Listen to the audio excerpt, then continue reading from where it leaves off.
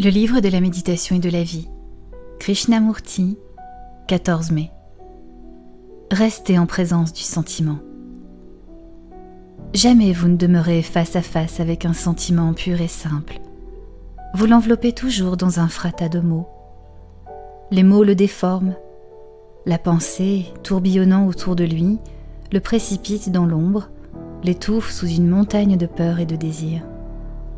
Jamais vous ne restez en présence d'un sentiment et de lui seul, face à la haine, ou face à cet étrange sentiment de la beauté. Quand surgit le sentiment de haine, vous dites que c'est mal, puis vient l'effort, la lutte pour vaincre cette haine, toute l'agitation des pensées tournant autour d'elle. Essayez de rester en présence de ce sentiment de haine ou de jalousie, d'envie, de faire face au venin de l'ambition, car après tout c'est votre lot quotidien dans la vie, même si vous souhaitez la vivre avec amour ou avec le mot amour.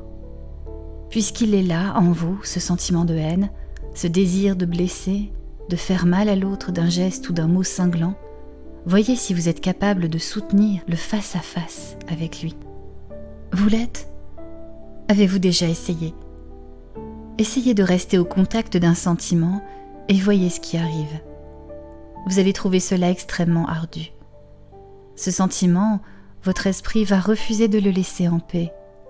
Il va entrer en scène avec le torrent de ses souvenirs, de ses associations, de ses injonctions et de ses interdits, de ses bavardages incessants. Ramassez un coquillage.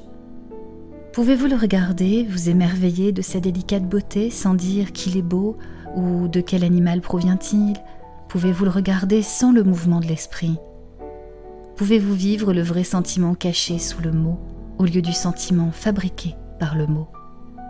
Si vous en êtes capable, alors vous allez découvrir une chose extraordinaire, un mouvement au-delà de toute mesure de temps, un printemps qui ne connaît jamais d'été.